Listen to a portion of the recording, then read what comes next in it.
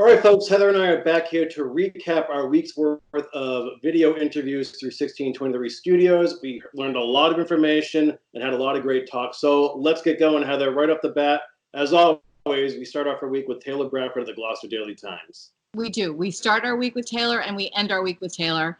She had one super interesting story about the lost PPE gowns. Northeast Ark had ordered them. $87,000 worth of gowns were missing, and we'll wait to the end of this interview to tell you the end, tell you what happened.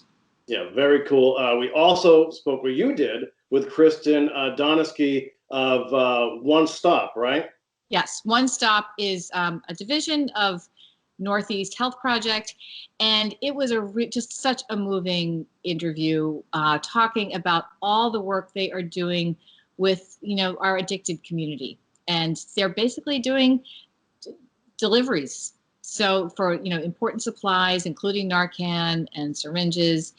And she talks, really movingly about how this community is so burdened anyway, emotionally, and then the extra layer of, self-isolating and, or isolation and feeling a little bit more exiled by the whole experience.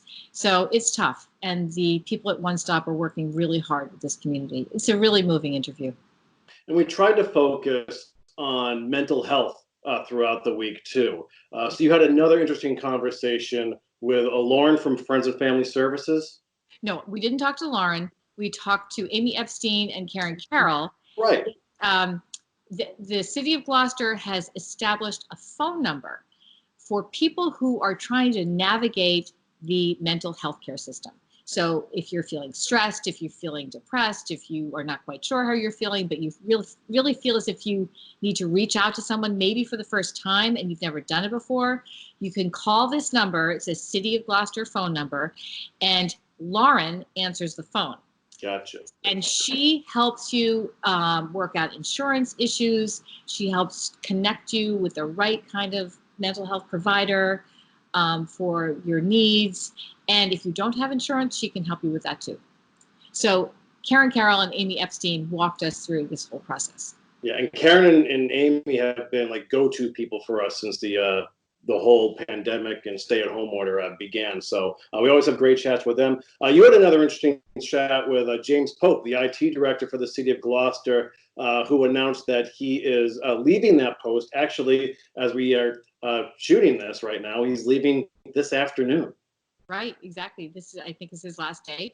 And I really wanted to talk to him because every time you open the Gloucester Times and there's a story about the city having to navigate the pandemic, James Pope is in that story, if not a hero.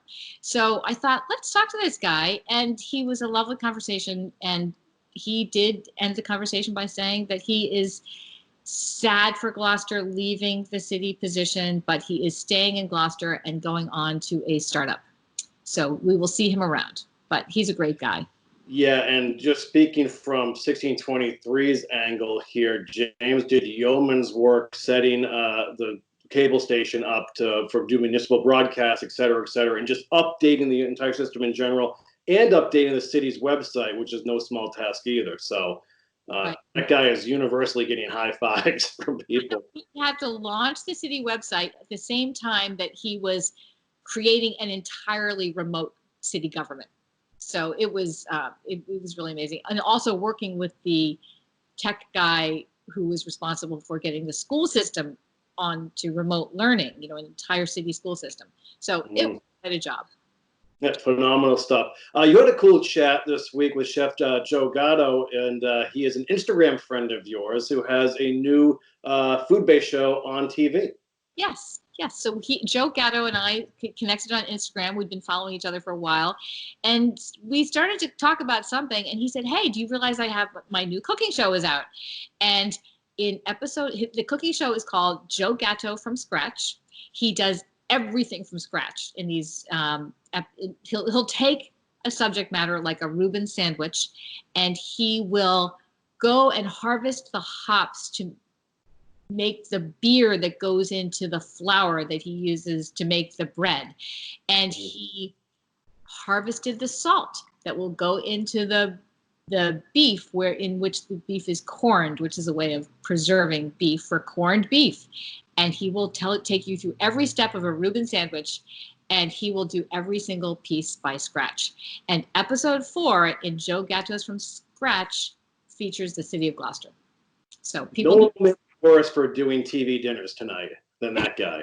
Right. We had a cool chat too with Oliver Barker of the KPM Museum and all the things that the museum is doing to provide the community with a museum experience. Yes. You did the virtual, you're watching the virtual, going through virtual archive, right? The old stories there? Yeah, it's called the Video Vault. It's on the KPM Museum website.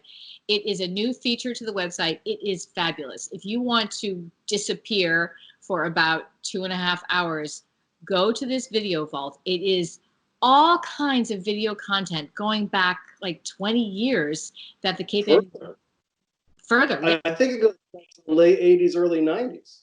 Even later than that, right. I watched an amazing video of an art exhibit being installed in the KPM Museum in 1987. It was the sculptor George Demetrius. And he had died maybe 10 years earlier, and they were doing a whole comprehensive show. And you could see in this video that installation happening. I also watched a wonderful video of the late Peter Prybot hosting a conversation on the Gloucester fishing industry. I think that was in 2007. So there's a range of videos. They're all just, I mean, I don't know. Some people would find some super interesting, some not, but you can just skip through. I had a great time. Very cool. Yeah. And then we actually had some fun with Ian Kerr of Ocean Alliance this week. We talked about all things under the sun. You wanted to find out why or what these massive whales are doing right off of Halibut Point. So we talked about that. Then he got into a bit of his most recent research, which involved him actually collecting giant bags of pink. It's poo from blue whales. That's right. But it's pink poo, and he actually had to cut through customs on his way back into the country with that in hand. So it's always interesting with that guy. Right? Yeah, we thought that they just were collecting the spray. What do you call the stuff that the? It's not the snake from the snot bot. Yeah. Right, but they actually collect whale feces also. Who knew that Ocean Alliance over there was had such scatological interests? But gold is what. That's pretty great. So I hope that Becky's feathering in. There's a really cool footage that Ian passed along too, because they're still doing research. They're still rehabbing the old Tar and Watson paint factory on Rocky Neck. So awesome stuff there. Yeah. And then, we had a great chat with Sean Horgan, as always, of the Gloucester Daily Times, about this new city grant program that was just made available for small business owners. Yeah, really important. You can receive a grant of up to $10,000. They're pretty specific margins for who's eligible for these grants, but they're really important. They have to be for profit. In one case, they have to be employing someone of low to moderate income and preserving that job. There are a couple of other parameters, but it's I think there's $500,000 available. Yes. Yeah, we'll see how long it lasts, sadly, but it's important for these small businesses, really small businesses in Gloucester. And it's worth mentioning that Heather and I called this segment at the end of the week KPN Today, which we're hoping to have as an in-studio show at 1620 Studios in the future. And we do that in partnership with the Gloucester Daily Times. That's why we're out to those reporters all the time and building that rapport with Taylor and Sean, et cetera, et cetera. So we want to thank the Times for being a part of that. Another great chat we had was with Dr. Ray Cahill of Seaport Veterinary Hospital about the effect that COVID is having on pets now, as we've seen some more animals are actually contracting the virus. So he enlightened us in several ways there too.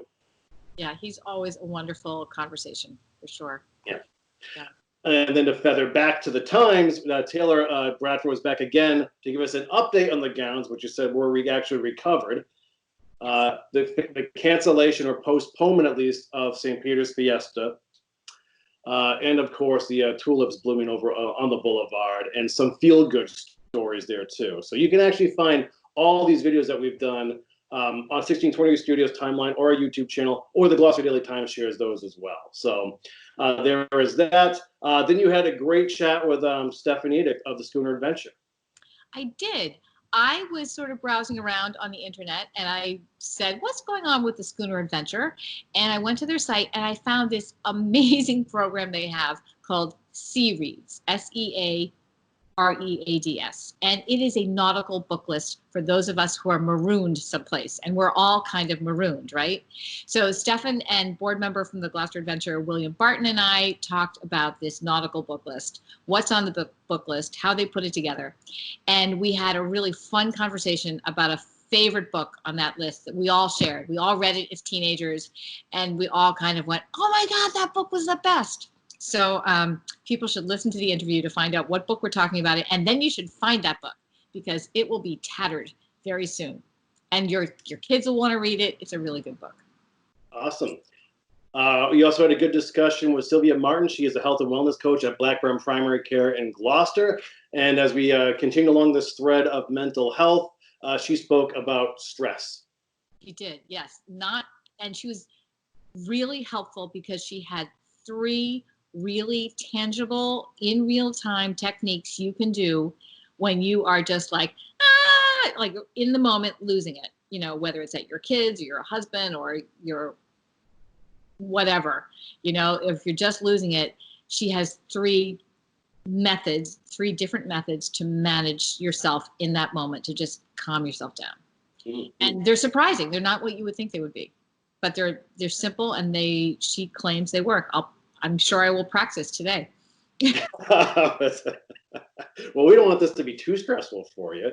Listen, we had a nice light chat with Erica Brown of the Manchester Cricket, as always, and she talked about the latest findings from the Essex board meeting, the potential of having a town meeting outdoors at the Manchester Essex Regional High School football field, and then, of course, the marijuana, recreational marijuana, opening up over on the Essex-Ipswich border. Well, yeah, actually in Essex. So it's in Essex. Oh, yeah. Right, exactly. Yeah. So you get yourself, you can hang out there first, and then make your way back and hit the ice cream place on the way home. Down River, right? Ice cream, marijuana. Yeah. Apparently they are basically neighbors. We'll see how that goes. Yeah, they should start. They try to get zoned for 24/7 over there. And then lastly, we just spoke with Ken Reel of the KPM Chamber of Commerce. They have 9 million things going on. Of course, it's pretty heady times there too. And one thing we touched upon was the reopening task force. Remember that, Heather? Yes, I do remember that. The city of Gloucester has just launched their reopening task force, or I should say, assembled their reopening task force, and they had their first meeting last night. And Ken is a member of the task force, and he discusses basically how they're going to organize themselves and the issues that they will address. And they're dividing themselves into, I think, restaurants and hospitality and tourism, attractions. Yeah. But so they're each taking on different zones, basically, in the economy, and it will be a slow process, but they seem as if they're really strategic and dedicated to doing this right and safely. And needless to say, our local economy has a long road ahead of us, and a lot of people are working very, very hard to stay together and pick up the pieces and try to see how we're going to move forward in this new now. So one constant, Heather, is that you and I will be doing more interviews for 1620 Studios starting next Monday. Yes. Wait, we're doing more? What do you mean? Yeah.